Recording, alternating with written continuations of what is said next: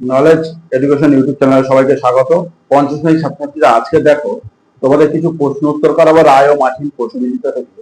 পরিবেশ বিজ্ঞান 2025 সালে তোমরা জানো সাধারণত তোমাদের 50 নম্বরের ফাইনাল পরীক্ষা হবে।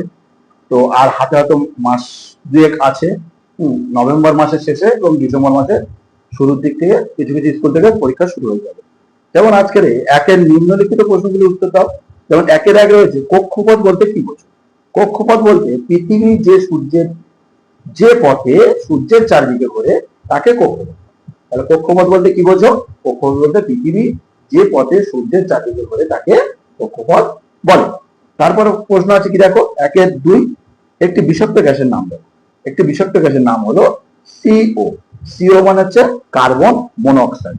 সিও সংক্ষেপ ফুল ফর্ম হলো কার্বন মনোক্সাইড।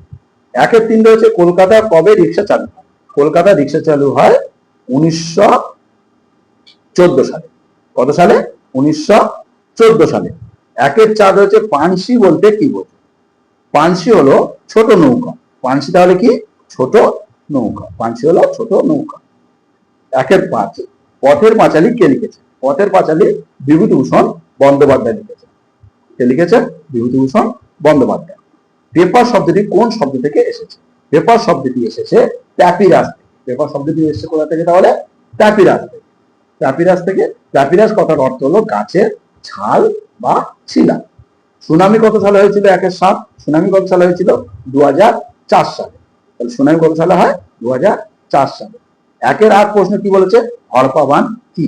হড়পা বাঁধ হলো পার্বত্য অঞ্চলে এখানে দেখে নাও, পার্বত্য অঞ্চলে নদীগুলির নুড়ির পাথর জমে অগভীর হয়ে গেছে, ফলে হঠাৎ প্রচুর বৃষ্টি এলে নদী অত জল বয়ে নিয়ে যেতে পারে না। তখন নদীর দুকুল ছাপিয়ে বিশাল জল প্রবাহ হয়, কিছু ধুয়ে নিয়ে নিচের দিকে নামতে থাকে। অর্থাৎ একে হড়পা বাঁধ বলে। একে তাহলে কি বলে?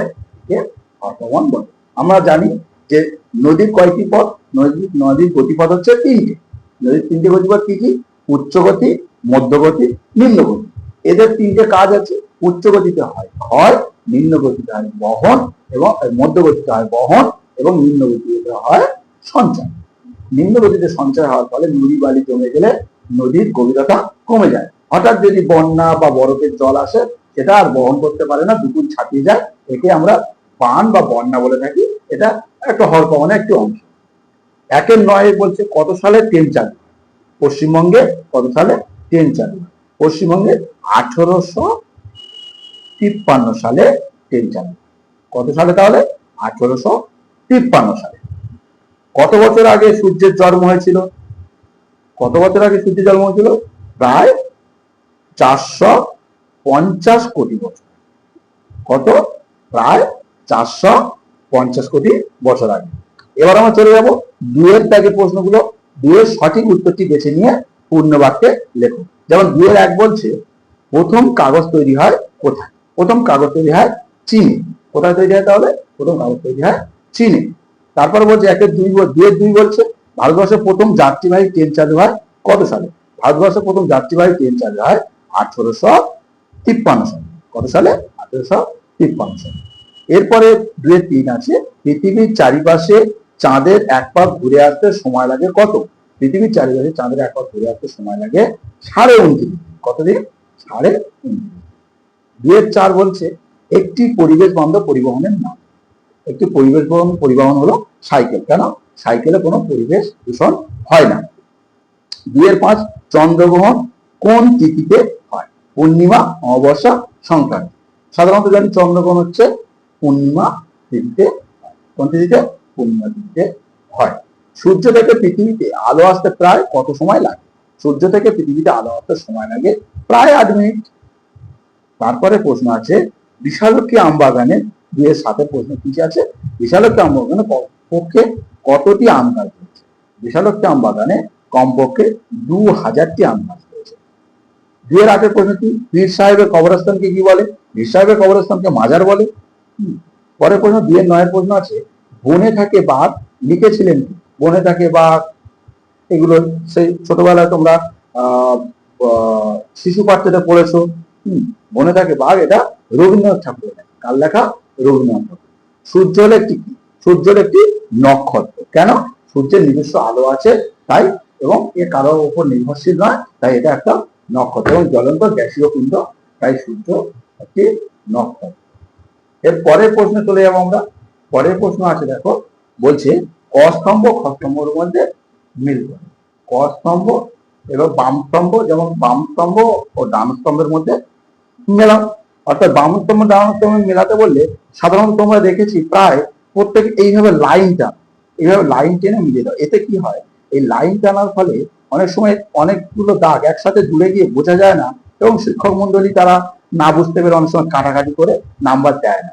তাহলে তোমাদেরকে কি করতে হবে, তোমাদের যে প্রথম বাম স্তম্ভের যে নাম্বার দাগ নাম্বার গুলো আছে সেগুলোকে ফলো করতে হবে, এবং ডান স্তম্ভের ঠিক পিছনের দিকে এই সাইডটায় সেই নাম্বার গুলো মিলিয়ে মিলিয়ে বসাতে হবে। যেমন পূর্বাভাস, পূর্বাভাসের কি আছে, আমরা জানি পূর্বাভাস হচ্ছে আবহাওয়া।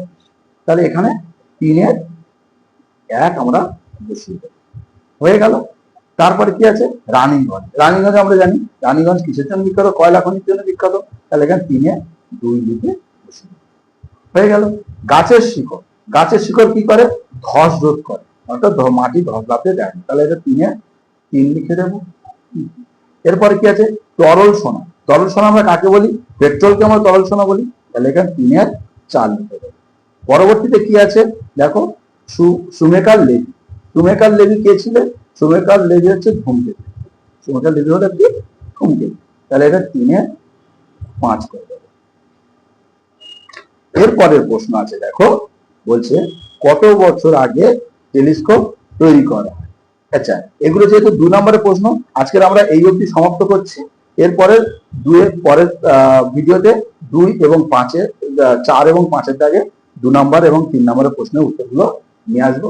সবাই তো ভালো থেকো, সুস্থ থেকো, আর ইউটিউব চ্যানেল যদি নতুন হয়ে থাকো সাবস্ক্রাইব করে দিও, লাইক কমেন্ট শেয়ার করো, যাতে আরো নতুন নতুন তোমাদের সামনে আমি ভিডিওগুলো আনতে পারি।